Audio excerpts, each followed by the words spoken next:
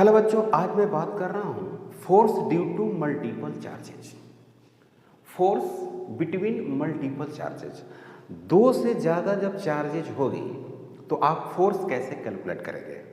जैसे मान लीजिए कि इक्विलेटरल ट्रायंगल पे आपको चार्ज का अरेंजमेंट है, तीनों कॉर्नर पे या स्क्वायर पे है या हेक्सागोन पे है, तो दो से ज़्यादा चार्जेज है तो आप फोर्स कैसे कैलकुलेट करेंगे, इसी के बारे में आज हम लोग बात करेंगे और काफ़ी इम्पॉर्टेंट भी है। तो एनसीईआरटी में जो चैप्टर लिखा हुआ है, जो टॉपिक है, वो फोर्सेस बिटवीन मल्टीपल चार्जेस के नाम से। तो इसमें हमने एक लिखा है प्रिंसिपल ऑफ सुपरपोजिशन। तो ये क्या है प्रिंसिपल ऑफ सुपरपोजिशन, हम लोग बात करेंगे। पहली बात यहाँ पर देखें, यहाँ पे तीन चार्ज दिए हुए हैं, दो से ज़्यादा चार्जेज। यहाँ पर Q2 है, Q1 है और Q3 है। ओके, कुछ अरेंजमेंट इसका इस तरह से है, इस तरह से इसको अरेंज किया हुआ है। क्या अरेंजमेंट किया हुआ है जरा देख लीजिए। इसका नाम है R3। ओके, ये Q3 चार्ज है तो O से इसको वैल्यू हमने R3 दे दिया। क्लियर। और यहाँ पर ये Q2 चार्ज है तो O से इस जगह का नाम R2 दे दिया। O से हम इसको ऑब्जर्व कर रहे हैं और यहाँ से जो वैल्यू दिया उसका नाम R1 दे दिया, R1। तो ये जो हमको रिजल्ट बनकर आ रहा है, ये वाला, ये वेक्टर के हिसाब से वो 1 और 2 यानी Q1 और Q2 के बीच का जो डिस्टेंस है वो R12 है और Q3 और Q1 के बीच का जो डिस्टेंस है वो R13 है, नाम है, और ये अपना R1 है। ओके, तो ये जो चार्ज है इस पर फोर्स किधर लगाएगा, इधर लगाएगा F12, और इस पे ये जो चार्ज है इस पे फोर्स लगाएगा इधर, उसका नाम हो गया F13। और फिर F12 और F13 का क्या मतलब है, F जो 12 है उसका नाम है F12, मतलब कि फोर्स ऑन Q1 और ड्यू टू क्या, ड्यू टू Q2, ऐसे हो गया। और F जो है 13 का मतलब हुआ कि फोर्स ऑन Q1 और due to Q3। F12 equal to force on Q1 due to Q2 और F13 is equal to force on Q1 due to Q3, इसका नाम दे दिया। ओके, तो अब यहाँ पे बात जो कर रहे हैं प्रिंसिपल ऑफ सुपरपोजिशन क्या है। प्रिंसिपल ऑफ सुपरपोजिशन ये कहता है कि आप इसके वजह से इस पे फोर्स निकालिए और इसके वजह से इस पे फोर्स निकालिए। इसके बारे में ये जो है इस पे फोर्स नहीं लगाएगा और ये इस पे फोर्स नहीं लगाएगा, हालांकि फोर्स तो लगा रहा है लेकिन कंसीडर नहीं करना है। तो प्रिंसिपल ऑफ सुपरपोजिशन का मतलब ये है कि आप इसके वजह से इस पर फोर्स निकाल लीजिए और इसके वजह से भी इस पर फोर्स निकाल लीजिए, इन आपस में इसके बारे में नहीं सोचना है। बट अब यह देखो भाई, तो F जो है ना, कैलकुलेट, इसका मतलब क्या है, calculate individual forces, individual forces on any charge due to remaining charges, due to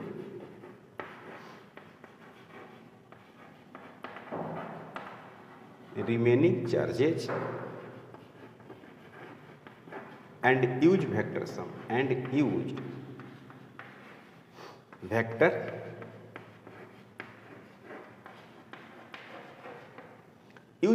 sum। उसके बाद क्या करना है, वेक्टर की जोड़ का जो कंसेप्ट है वो अप्लाई कर देना है।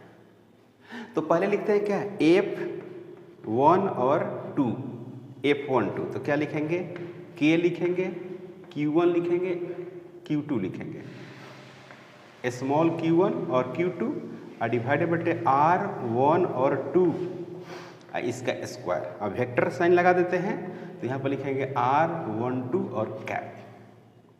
क्लियर। उसके बाद क्या लिखेंगे, F1 और 3, तो यहाँ पर लिखेंगे क्या, K Q1 और क्या लिखेंगे, Q3 और डिवाइडेड बटे R13 इसका स्क्वायर। अब वेक्टर लगाएंगे तो 1 3 और यहाँ पर लिखेंगे कैप। क्लियर। अब इसको क्या करेंगे, यूज वेक्टर सम, तो वेक्टर के अनुसार इसको क्या कर देंगे, जोड़ने जा रहे हैं, तो वेक्टर के अकॉर्डिंग हम ऐड करेंगे। तो देखिए भाई ऐड करते हैं कैसे, आप समझिए। तो एफ जो होगा, सॉरी जो एफ नेट होगा, माने F1 नाम दिया गया है, F1 नाम दिया गया है, और इन दोनों को ऐड कर देते हैं। तो F1 is equal to F12 अब प्लस क्या F13 वेक्टर। तो यहाँ पर क्या लिखेंगे, K Q1 Q2 डिवाइडेड बटे R12, इसका स्क्वायर यहाँ पर क्या लिखेंगे, R12 cap plus K Q1 और Q3, और यहाँ पर लिखेंगे क्या, R13 कैप डिवाइडेड बटे R13 इसका स्क्वायर। क्लियर? ओके, तो इसमें क्या कॉमन है, यहाँ K है और Q1 है, कॉमन आ गया, यहाँ पर बचेगा क्या, Q2 डिवाइडेड बटे R12 इसका स्क्वायर और R12 cap plus Q3 divided बटे R13 इसका स्क्वायर और R13 cap. This is the result. K Q1 और ब्रैकेट Q1 और ब्रैकेट Q2 R12 के स्क्वायर R12 कैप, और इस तरह से आप बहुत सारे चार्जेस के लिए फोर्स कैलकुलेट कर सकते हैं। बहुत सारे charge Q1 Q2 Q3 up to इन चार्जेस के लिए आप फोर्स निकालेंगे। सपोज दैट कि ऐसा हो, मान लीजिए कि यहाँ पर Q1 है, सपोज दैट Q1, और यहाँ पर क्या है, Q2 है। तो इसके चलते जो फोर्स होगा किधर होगा, इधर होगा, बिल्कुल इधर F12। यहाँ पर एक चार्ज सपोज दैट Q2 है, सॉरी Q3 है, ये ऐसे फोर्स लगेगा और ये क्या लगेगा F13, और इसके बीच एक रिजल्टेंट आएगा, है ना, इसके बीच एक रिजल्टेंट आएगा, FR आएगा। उसी तरह से यहाँ पर क्या है, एक Q4 और इस तरह से आएगा, और ये क्या आएगा F14। तो ये दोनों फोर्स मिलके, ये वाली और ये वाली दोनों फोर्स मिलके एक फोर्स बन गया जिसका नाम है FR। अब ये FR और F14 ये मिलके एक और रिजल्ट बनाएगा, तो ये हो गया, तो एक नया रिजल्ट बनेगा। तो यहाँ पर क्या बन जाएगा, ये बन जाएगा आपको F और नेट बन जाएगा, क्या बन जाएगा, नेट। तो इस तरह से बन, मान लीजिए यहाँ पर क्या है, 1 मान लीजिए और 2 मान लीजिए, 1 मान लीजिए, 3 मान लीजिए, 1 मान लीजिए, 4 मान लीजिए। तो इस तरह से बहुत सारे आप निकाल सकते हैं। तो F जो नेट लिखिएगा वो क्या लिखिएगा, F12 F13 F14, और यहाँ पर क्या होगा F1 और N तक आप लिख सकते हैं। तो उसी तरह से लिखेंगे F नेट, यहाँ पर लिखेंगे कि F net is equal to, यहाँ पर लिख देंगे K Q1 Q डिवाइडेड बटे R12 इसका स्क्वायर, और यहाँ पर लिखेंगे क्या, R12 कैप, फिर लिखेंगे K Q1 और Q3 डिवाइडेड बटे R13 इसका स्क्वायर और R13 cap plus dot dot dot और K Q1, और फिर यहाँ पर लिखेंगे QN डिवाइडेड बटे R1N, इसका क्या हो गया, स्क्वायर R1N और कैप। इस तरह से n नंबर ऑफ टर्म्स के लिए आप आसानी से कैलकुलेट कर सकते हैं, जो काफ़ी सिंपल है। तो अब बात यहाँ पर ये रही कि क्या क्वेश्चन इसी तरह से आएगा, नहीं, क्वेश्चन बिल्कुल सिंपल आता है, एकदम आसान तरीका से आता है। जैसे कि हम क्वेश्चन सोल्व करके देखते हैं। पहला क्वेश्चन देखते हैं, फर्स्ट क्वेश्चन देखो कैसा है। फर्स्ट क्वेश्चन कि हमको कैलकुलेट करना है Q नेट, तो Q नेट कैलकुलेट करते हैं। देखिए क्वेश्चन है कि एक चार्ज है आपको यहाँ पे Q1 is equal to 3 microcoulomb है और Q2 is equal to 6 microcoulomb है और Q3 is equal to 9 microcoulomb है। D is equal to 3 centimetre है हो गया। अब इसी में हम सॉल्यूशन करते हैं, है ना, सॉल्यूशन हम इसी में कर रहे हैं। देखो भाई या यहाँ पर लिखते थे, कोई दिक्कत नहीं है। ये है आपका y और ये है आपका x। एक चार्ज यहाँ पे है, यहाँ पे है, और एक चार्ज यहाँ पर है और एक यहाँ पर है। यहाँ पर जो है वो Q1 है, यहाँ पर Q2 है, यहाँ पर Q3 है। ये जो डिस्टेंस है वो क्या है, d है, और ये जो डिस्टेंस है वो क्या है, d है। d हो गया, ओके, d हो गया। अब इसके चलते इस पे फोर्स लगेगा किधर, इधर लगेगा, और इसके चलते भी फोर्स कहाँ लगेगा, इधर ही लगेगा। तो एक का नाम हो गया F12 और दूसरा का नाम हो गया क्या, F13। हो गया ना, F12 और F3। फोर्स वेक्टर क्वांटिटी है तो आप वेक्टर में तो लिखेंगे ही लिखेंगे।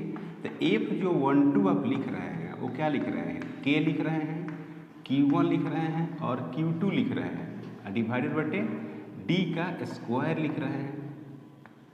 और क्या लिख रहे हैं भाई, माइनस आई कैप लिख रहे हैं, यूनिट वेक्टर माइनस आई कैप। माइनस आई कैप क्यों, क्योंकि ये जो फोर्स इस पे लगा रहा है वो किधर लगा रहा है, रिपल्सिव, माइनस एक्स, यहाँ से इधर प्लस एक्स, यहाँ से इधर माइनस एक्स। तो F12 बराबर K Q1 Q2 बटे D का स्क्वायर माइनस आई कैप।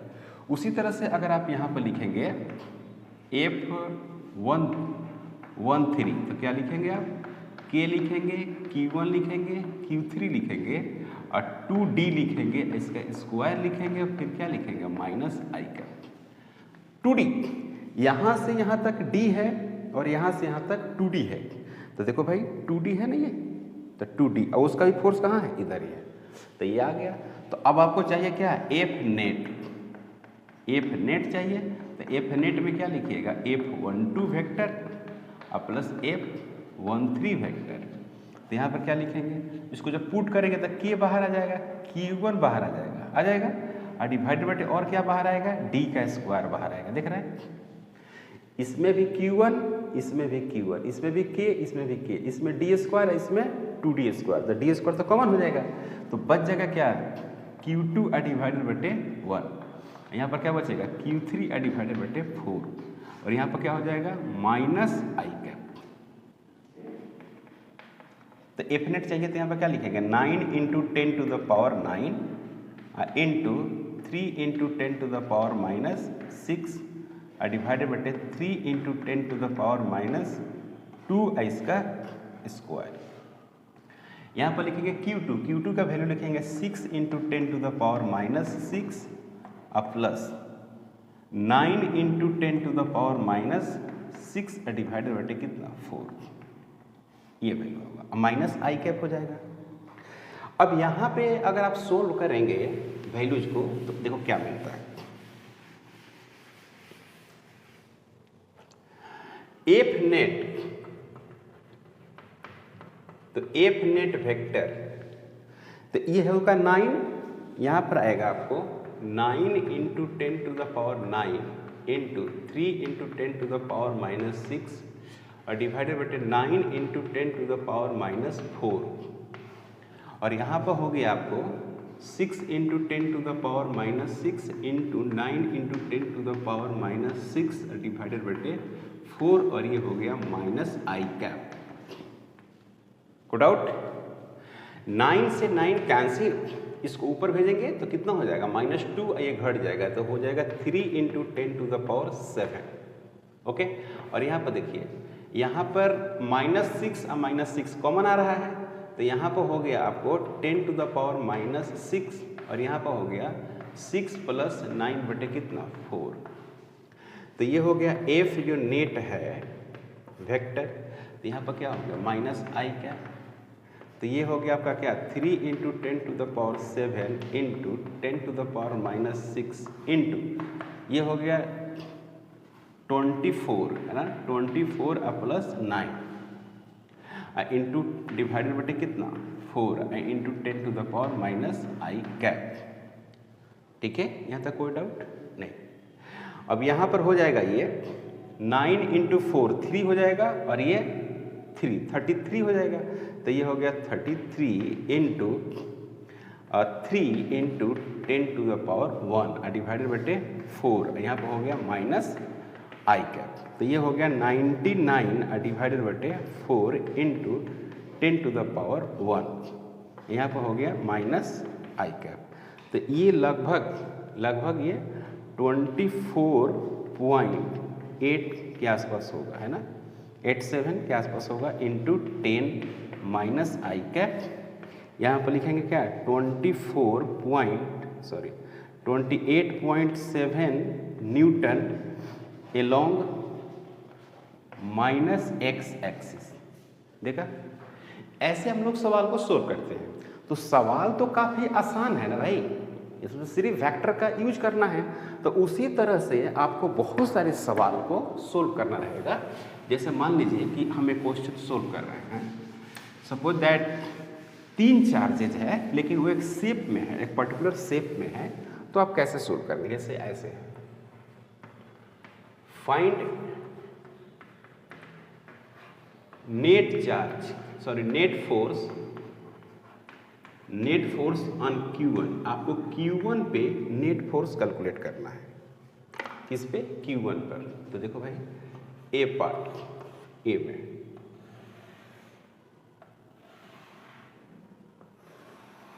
तो ये हो गया आपका क्या Q2, ये क्या हो गया Q1। ऐसा मानिए Q ही Q मान, कोई दिक्कत नहीं है। ये हो गया आपका Q, यहाँ पर रख दीजिए Q, है ना। Q पे निकालना है A और A, पहला सवाल। दूसरा सवाल इसी में है,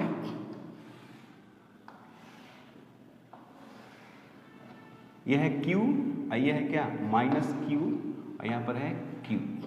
ये भी A है, ये भी A है और ये भी A है। गुड आउट नहीं। तो देखो, इस पे अगर आप फोर्स की बात करें, इसी में सोल्व करते हैं, इसी में सोल्व भी कर देते हैं। देखिए, ये जो है इस पे फोर्स किधर लगाएगा? इधर लगाएगा, और उस फोर्स का नाम क्या है? F। ये फोर्स किधर लगाएगा? इधर लगाएगा, और इस फोर्स का नाम क्या होगा? F होगा। तो ये हो गया आपका 60 डिग्री और ये हो गया 60 डिग्री। तो यहाँ पे क्या है कि ये 60 डिग्री, ये भी F है और ये भी क्या है? F है, और ये क्या हो गया 60 डिग्री। ये पॉइंट है P है। तो यहाँ पर F का जो वैल्यू है वो क्या है? F का वैल्यू KQ डिवाइडेड बटे कितना? A², यही ना है। तो जो F जो P है, इक्वल वेक्टर के लिए क्या लिखते थे याद है? AF cos थीटा बटे 2। इक्वल वेक्टर हो, है ना, और उसके बीच का एंगल थीटा हो, तो ये रिजल्ट निकालते हैं। यहाँ पर थीटा कितना है? 60 degree. Theta is equal to 60 degree. तो यहाँ पर क्या लिखेंगे? F जो P है वो क्या लिखेंगे? 2F। F का मतलब KQ डिवाइडेड बटे क्या हो गया? A का स्क्वायर cos 60 डिग्री यानी 30 डिग्री डिवाइडेड बटे कितना? 2। तो यहाँ पर क्या हो गया? F जो P है वो क्या हो गया? 2KQ डिवाइडेड बटे कितना हो गया? A²। cos 60 डिग्री का वैल्यू होता है, तो ये 30 डिग्री हो जाएगा। तो cos 30 डिग्री का वैल्यू होता है √3 डिवाइडेड बटे 2। तो F जो P हो गया वो हो गया कितना? √3KQ डिवाइडेड बटे A का स्क्वायर। ये हो गया आंसर।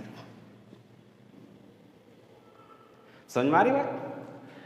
इसके वजह से इस पे फोर्स और इस चार्ज के वजह से इस पे फोर्स, इधर दोनों के बीच का एंगल 60 डिग्री, इक्विलेटरल ट्रायंगल है। अब इसकी अगर हम बात करें, इसका देखो, इसकी वजह से फोर्स कहाँ लगेगा? इधर लगेगा, F होगा। इसकी वजह से फोर्स कहाँ लगेगा? इधर। तो ये भी क्या होगा? F होगा। और ये कितना डिग्री का हो गया? 120 डिग्री, 120 डिग्री। तो रिजल्टेंट कहाँ से पास करेगा? इधर से पास करेगा ना। ये हो गया रिजल्टेंट F और P।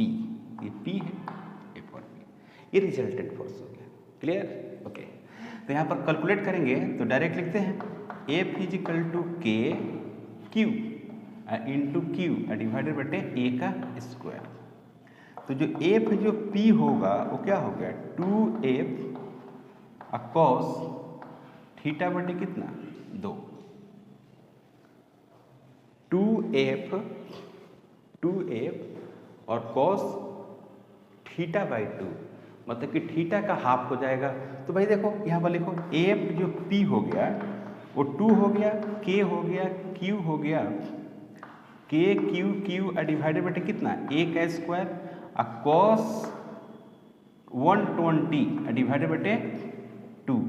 यहाँ पर क्या लिखेंगे 2 इंटू के क्यू डिवाइडेड बटे A square cos 60 degree, 2 into के क्यू डिवाइडेड बटे कितना ए का स्क्वायर इंटू 1 बटे 2।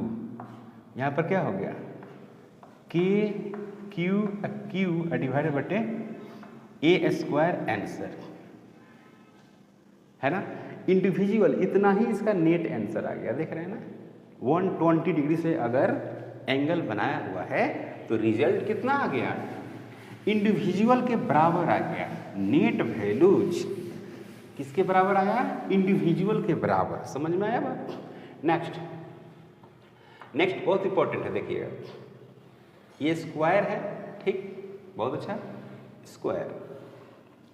ये चार्ज Q है, ये भी क्या है Q है, ये भी Q है, और इस पे हमको फोर्स चाहिए इस पे, और ये साइड कितनी है A है, सही है, हमको चाहिए फोर्स इस पे। तो इसको हम क्या करते हैं, सॉल्यूशन देखो कैसे करते हैं।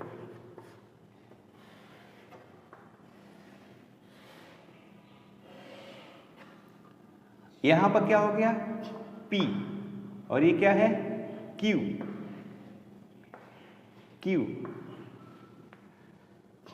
ओके।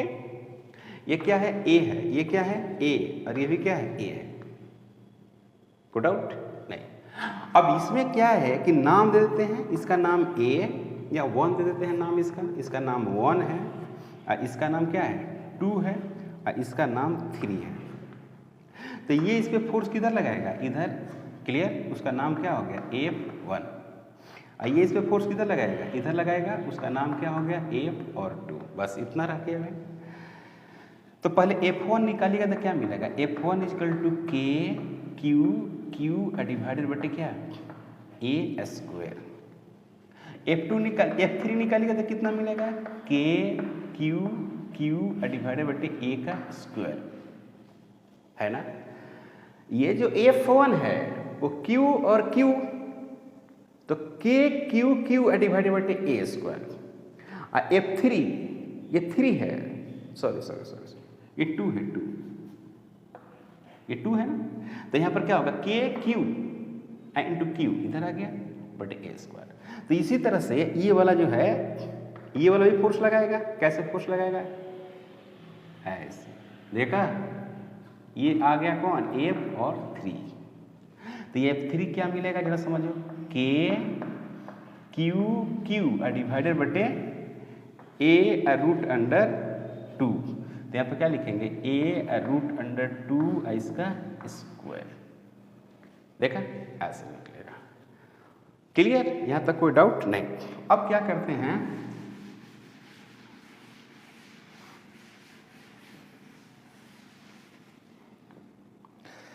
ये हो गया। अब क्या है कि F1 जो है, F1 परपेंडिकुलर है किसके, F2 के। तो आपको पता है कि जब ये परपेंडिकुलर है, दोनों इक्वल है, दोनों क्या है, इधर F3 है, दोनों इक्वल है। F1 बराबर क्या है F2 है, बराबर F है, तो इसका F जो रिजल्टेंट होगा वो क्या होगा root under F square plus F का square plus 2F into F square अकॉस 90।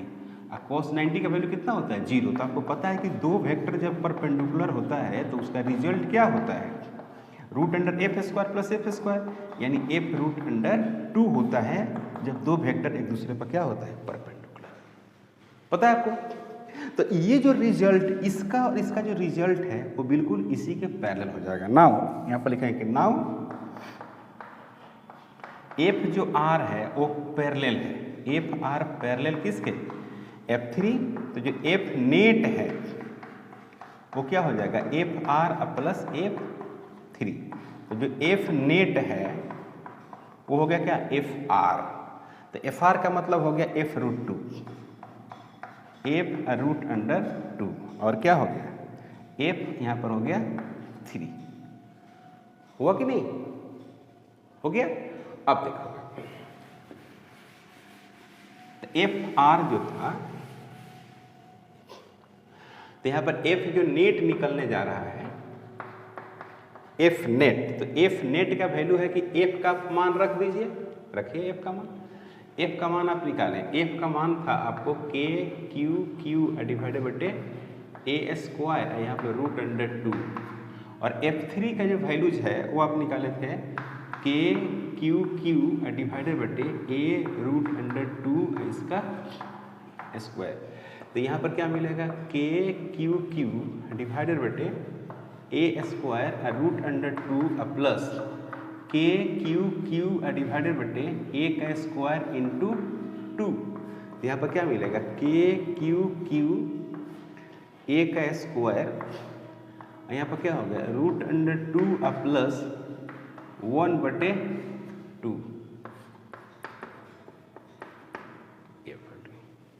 और कितना डिग्री से, एट 45 डिग्री फ्रॉम F1 या F3, सॉरी F2, F1 से या F2 से 45 डिग्री, ऐसे था ना। इधर क्या था, F1 था, इधर F2 था, और ये क्या था, F नेट था। तो बीच से पास कर रहा है ना, बीच से, तो पूरा 90 है, तो ये कितना हो जाएगा 45, इधर से 45, अच्छा है इधर से 45, दोनों बातें एक होगा। तो 45 डिग्री फ्रॉम आइदर साइड, किसी भी साइड से आप 45 डिग्री पर जाएंगे तो आपको मिलेगा फोर्स। अब एक बात करते हैं क्या, हेक्सागोन, काफी इंपॉर्टेंट है हेक्सागोन वाला। जरा देखिए, फाइंड एफ पी निकालना है। पहला है आपको कि इस तरह से है, फिर ऐसे, फिर ऐसे, फिर ऐसे, फिर ऐसे, फिर ऐसे। यहां पर Q, capital Q, capital Q, और यहां पर सेंटर पर क्या है, क्यू है। अब यहां पर आपको निकालना है एफ पी, यहाँ पर पॉइंट क्या है, पी है, पी पॉइंट है। तो इसके चलते जो फोर्स लगेगा, इसके चलते यहाँ पॉइंट है, तो इसके चलते जो फोर्स लगेगा सीधे कहाँ लगेगा, इधर लगेगा, और इसके चलते कहाँ लगेगा, इधर लगेगा। ओके, अब देखो इसके चलते जो फोर्स लगेगा इस जगह पर, इसके चलते इसमें फोर्स लगेगा, वो कहाँ लगेगा, इधर, और इसके चलते जो फोर्स लगेगा कहाँ लगेगा, इधर। ये जो फोर्स लगाएगा इस पे वो इधर लगाएगा, और ये जो फोर्स लगाएगा इस पे वो इधर लगाएगा, देख रहे हैं। तो अब ये ए है, सब साइड कितनी है, ए, तो ए साइड भी कितनी हो जाएगी, सब ए हो जाएगी। तो सबका जो फोर्स होगा सबका वो हो जाएगा के क्यू डिवाइडेड बटे कितना होगा, ए का स्क्वायर होगा। ओके, तो ये जो है और ये फोर्स, ये भी एफ है, ये भी एफ है, तो इसका एक रिजल्ट बन जाएगा इधर, दो का रिजल्ट एक बन गया ना इधर, और ये भी फोर्स है, ये भी फोर्स है इक्वल, तो उसका रिजल्ट बन जाएगा इधर। तो ये रिजल्ट इस रिजल्ट को क्या कर देगा, कैंसिल कर देगा। अब देखो जितना फोर्स इधर है उतना ही फोर्स इधर है, तो ये भी क्या कर देगा, कैंसिल हो जाएगा। यानी एफ जो सेंटर होगा, एफ सेंटर, वो क्या आएगा, 0 आएगा, है ना। तो इस तरह के जो सवाल होते हैं उनका वैल्यू 0 होता है, इसमें कोई डाउट नहीं होना चाहिए। यहां पर निकालना है ये क्यू और क्यू, इसके चलते फोर्स कहाँ लगेगा, इधर लगेगा, इसके चलते फोर्स कहाँ लगेगा, इधर लगेगा, तो ये दोनों कैंसिल कर दिया ना। इसके चलते फोर्स कहाँ लग रहा है, इधर लग रहा है, इसके चलते फोर्स कहाँ लग रहा है, इधर लग रहा है, कैंसिल कर दिया ना। तो एफ सेंटर क्या हो गया, 0 हो गया। अब मान लीजिए कि इस तरह से है, यहां पर क्या है, क्यू, यहां पर भी क्या है, क्यू, यहां पर भी है क्यू, यहां पर क्यू है, तो इसके चलते फोर्स कहां लग रहा है, इधर, इसके चलते फोर्स कहां लग रहा है, इधर, इसके चलते इससे फोर्स कहां लग रहा है, इधर। इन दोनों का रिजल्ट जाएगा इधर, और ये रिजल्ट और ये दोनों इक्वल हो जाएगा। तो एफ सेंटर क्या हो गया, 0। बात समझे? सेंटर पर जो फोर्स हुआ वो क्या होगा बच्चों? सेंटर पर जो फोर्स होगा वो हो गया 0, इसमें कोई डाउट नहीं, इसमें कोई डाउट आपको नहीं होना चाहिए। अब एक क्वेश्चन है बहुत इंपॉर्टेंट है, find F centre. Find F centre.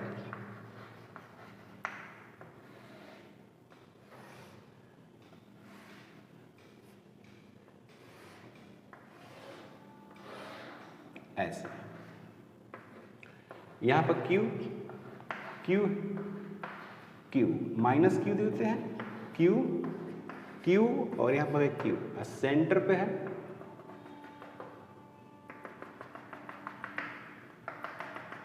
यहां सेंटर हो गया, ये Q, तो ये A है तो आपको पता ही है, जब ये A है तो ये भी पता है आपको, ये भी A ही होता है हेक्सागोन में। अब देखो इसके चलते है, इसके चलते इस पे फोर्स कहाँ लगेगा? इधर लगेगा, क्लियर? इसके चलते फोर्स इस पर कहाँ लगेगा? इधर लगेगा, ये कैंसिल हो गया, है ना? नहीं, कैंसिल हो गया। अब इसके चलते फोर्स इस पर किधर लगेगा? इधर लगेगा, और इसके चलते फोर्स किधर लगेगा? इधर लगेगा, कैंसिल हो गया। और इसके चलते फोर्स इस पर किधर लगेगा? इधर लगेगा, देख रहे हो?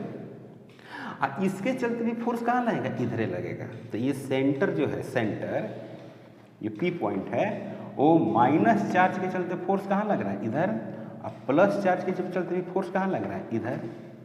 ओके, तो इसका फोर्स निकालिए। F जो प्लस निकालिएगा वो कितना मिलेगा? वो मिलेगा KQ डिवाइडेड बटे A स्क्वायर। F माइनस क्या मिलेगा? KQ डिवाइडेड बटे A स्क्वायर। Vector quantity. तो प्लस वाला ये चार्ज है, तो प्लस वाला क्या करेगा? ठेल देगा इधर, तो कहाँ चल जाएगा? I cap. और ये माइनस वाला चार्ज है तो उधर खींच लेगा, तो ये क्या हो गया? Minus I cap. अब इसको क्या करेंगे? F सेंटर चाहे FP, तो लिखेंगे F प्लस F माइनस लिखेंगे। तो F प्लस में क्या लिखेंगे? KQ, और यहाँ पे लिखेंगे क्या? I कैप और डिवाइडेड बटे A square. KQ I cap divided बटे A स्क्वायर, तो कितना हो जाएगा? 2 टाइम्स KQ डिवाइडेड बटे A स्क्वायर और I कैप। इसकी डायरेक्शन कहाँ हो गई? जो डायरेक्शन हो गई वो हो गई, ये आंसर हो गया, ये आंसर हो गया। तो F जो P है वो 2KQ और डिवाइडेड बटे A स्क्वायर, मतलब कि अलोंग पॉजिटिव एक्सिस। तो आज का लेक्चर में यहीं पे स्टॉप करते हैं, मिलते हैं नेक्स्ट लेक्चर में। अगर आप हमारे चैनल पर नए हैं प्लीज़ सब्सक्राइब करें, शेयर करें। Thank you.